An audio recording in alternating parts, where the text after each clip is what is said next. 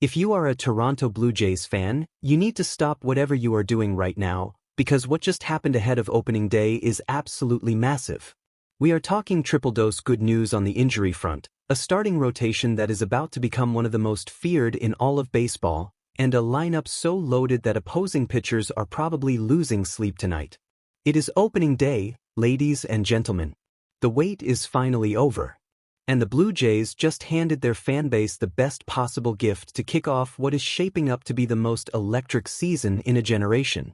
So buckle up, grab your snacks, because we are diving deep into everything: the injuries, the predictions, the lineup, the rotation, and why this 2026 Blue Jays squad might just be even scarier than the team that marched all the way to Game 7 of the World Series last fall.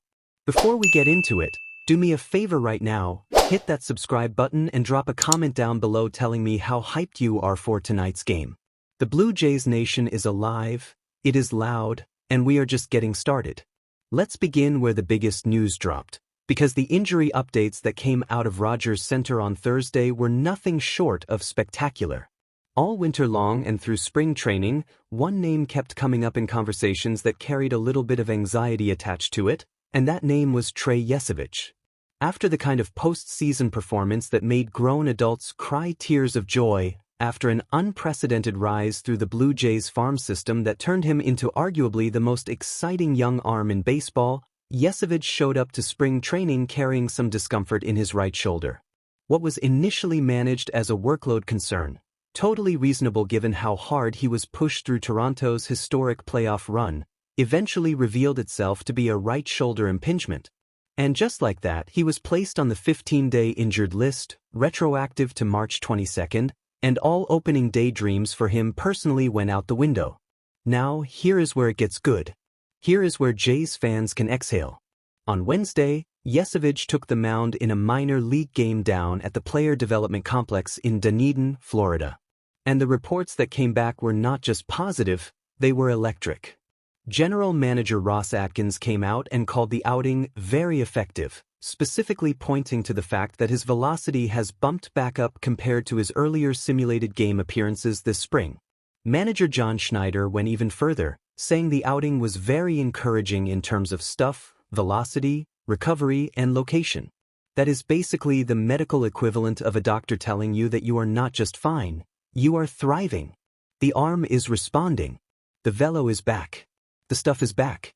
And the Blue Jays are expecting Yesavich back in the starting rotation soon, which means we are not talking about some long-term mystery injury. We are talking about a matter of weeks before one of the most exciting young pitchers on the planet rejoins what is already a stacked rotation.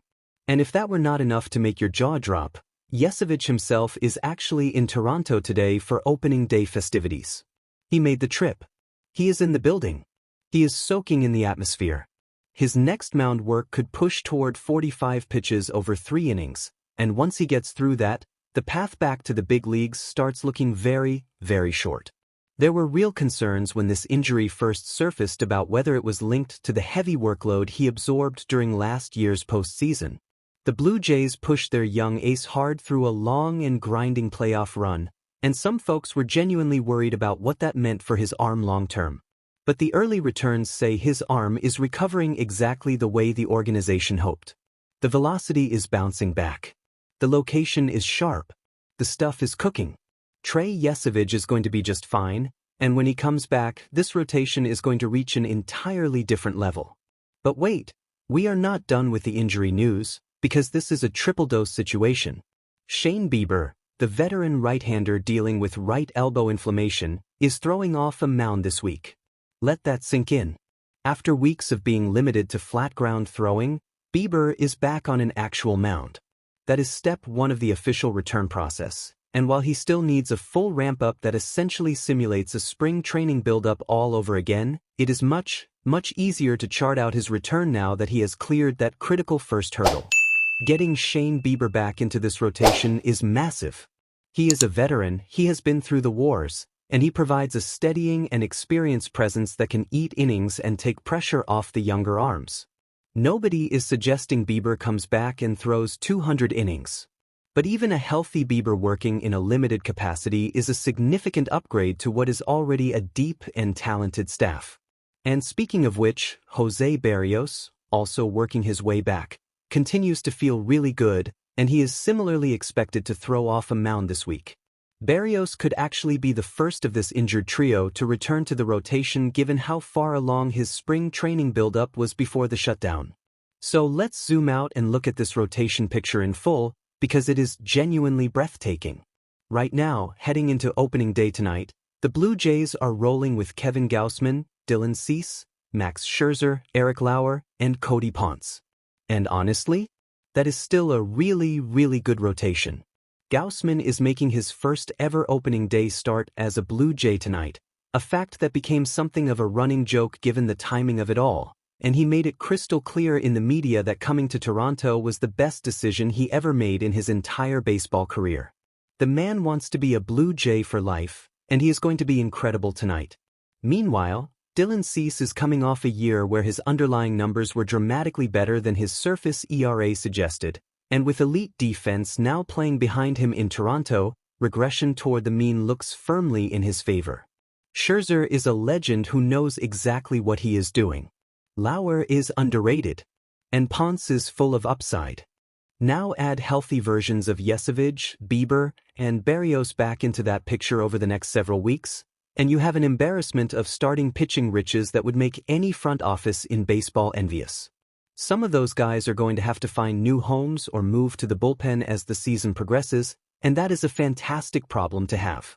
The Blue Jays built this roster to go all the way, and the depth they have assembled on the mound is a big reason why that is not just hype, it is a legitimate and tangible advantage over almost every team in baseball. Now let us talk about one more name flying a little under the radar in all of this injury shuffling, Spencer Miles. The right-hander has officially made the opening day roster, and the Blue Jays did not hesitate when asked about it. Ross Atkins called the decision straightforward because Miles simply earned it. Manager John Schneider was equally enthusiastic, praising Miles' stuff, his ability to spin the baseball, and his capacity to attack both sides of the plate. This is a guy who has pitched maybe 14 innings in his entire professional career between the minor leagues and various stints, came back from not one but two significant injuries, and is now on an opening day roster in the major leagues. That is a remarkable story. Nobody is projecting Miles to be a shutdown closer or anything like that, but the Blue Jays believe in him enough to give him real innings. The bullpen situation is fluid. Jimmy Garcia is working his way back and could push Miles off the roster eventually, but right now Miles has his shot. Keep your eyes on him. Now let's shift to the fun stuff, the predictions, because this is where the real conversation lies. Tonight's game is a matchup against the Oakland Athletics, and Kevin Gausman squares off against Luis Severino. Because you are facing a right-hander, the lineup construction tonight is going to feature the righty-heavy version of what this offense can do. Expect to see Jesus Sanchez starting in left field and the full complement of power bats stacking up in order. The projected lineup tonight looks something like this. George Springer leading things off as the designated hitter, Dalton Varsho in center, Vladimir Guerrero Jr. at first base anchoring the heart of the order, Addison Barger in right, Alejandro Kirk catching, Jesus Sanchez in left, Kazuma Okamoto at third, Ernie Clement at second, and Andrés Jiménez holding down shortstop. On paper, that is a terrifying lineup. And when you start projecting where each of these players could be by October, the case for this being a World Series caliber offense becomes very, very real. George Springer at 36 years old is still one of the best leadoff hitters in the American League. If he follows up his excellent 2025 campaign with anything in that same zip code, you are talking about one of the most productive bats at the top of a lineup in all of baseball. Dalton Varsho in the two-hole has been absolutely mashing in spring training and looks primed for a massive breakout year.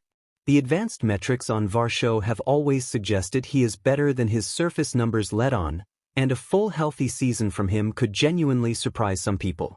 There are analysts projecting Varsho as high as a 125 to 130 WRC+ this year, and after watching him in spring training, that does not feel crazy at all. Then there is Vladimir Guerrero Jr.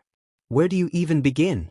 After what he did in last year's playoffs, the MVP performance that carried this team through round after round and nearly delivered a championship, the conversation around this franchise cornerstone has completely changed. He was already a superstar. He is now entering a different stratosphere entirely. The man is only 26 years old, he is locked into Toronto for over a decade, and by every metric imaginable, we have not yet seen the best of him. Some analysts believe the playoffs unlocked a version of Guerrero that was always there but finally has the stage, the confidence, and the supporting cast to truly explode. The home run potential that comes with a fully locked-in Vladdy could rival his historic 48-homer campaign from a few years back.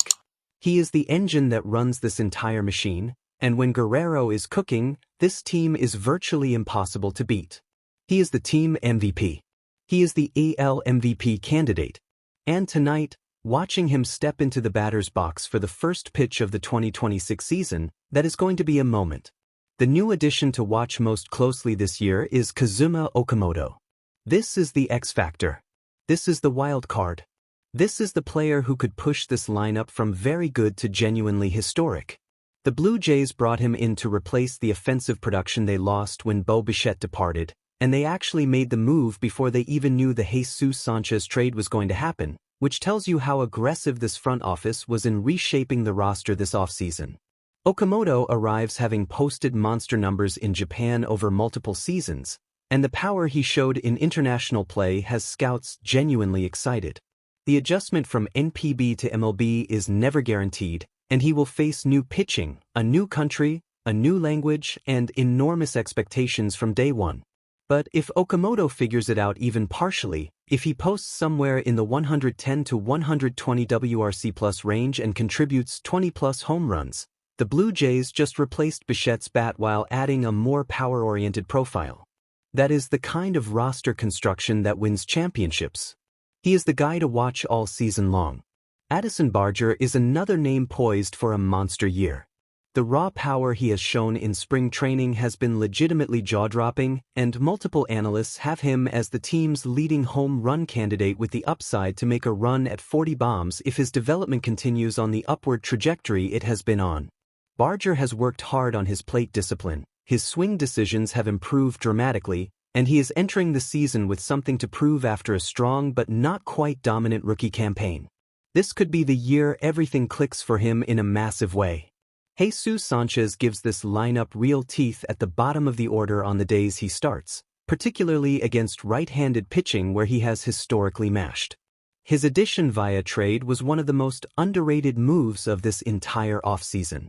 He brings a legitimate 100-plus WRC-plus bat, legitimate power, and legitimate outfield defense that upgrades the roster at multiple levels simultaneously.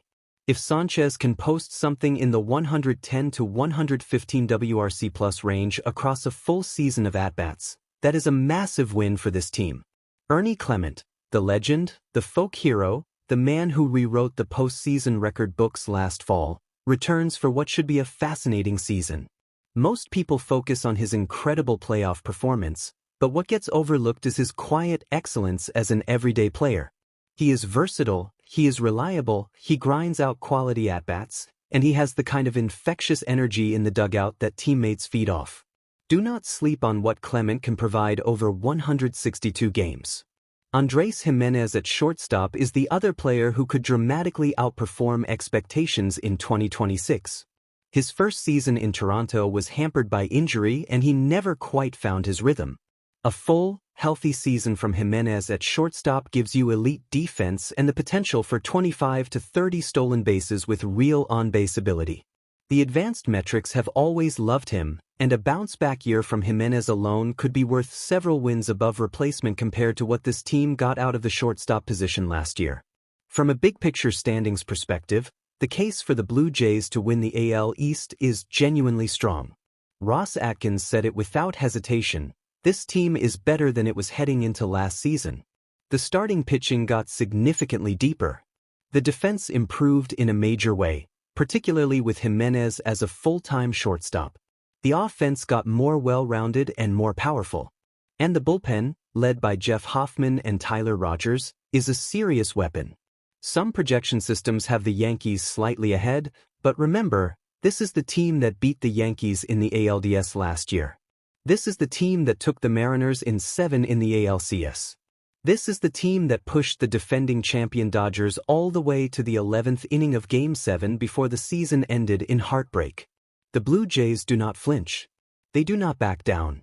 And this year, with a healthier, deeper, and more experienced roster, the expectation is not just to contend, it is to return to the World Series and finish the job. That Game 7 loss lives inside every single person on this roster. It lives inside every single fan who watched it. 2 outs away from the Blue Jays' first championship since 1993. 2 outs away from the greatest moment in this franchise's modern era. And the Dodgers ripped it away. That kind of pain does not fade quietly. It transforms into fuel. It transforms into obsession. And every player on this 2026 Blue Jays roster, from Vladdy to Gausman to Clement to Jimenez to Okamoto, knows exactly what is at stake this year. They were right there. They can taste it. And with this roster fully assembled, with these injury updates trending in the right direction, with a starting rotation that is about to get 3 all-star caliber pitchers back from the injured list, the Blue Jays do not just look like contenders. They look like the team to beat in the American League. AL Champions banner goes up before first pitch. The crowd will be electric. The atmosphere will be everything you want from the start of a new baseball season. And somewhere in the stands rather than the dugout, Trey Yesavage will be watching, knowing his arm is coming back to life, knowing his velocity is climbing, knowing that in just a matter of weeks he is going to slot right back into that rotation and help push this team toward the one thing that has eluded Toronto for over 3 decades. This is the Blue Jays in 2026. This is what they built. This is what they are coming for. And it is only just beginning. If you made it all the way to the end, you are a real one and I appreciate you more than you know. I want to hear from you in the comments right now. Are you expecting Yesavage back before May? Do you want the Blue Jays to go straight into the starting rotation when he is ready? Or do you want to see a minor league stint first? And the big question, do you think this team wins the AL East and goes further than Game 7 this year? Drop your predictions below. I read every single comment and I will be responding all day. If you are new here and have not subscribed yet, hit that button right now. This channel is your home for Blue Jays content all season long and you do not want to miss a single second of what is coming. Like the video if you are fired up for tonight, share it with a fellow Jays fan, and let's ride this season together. Let's go Blue Jays. Let's bring that trophy home.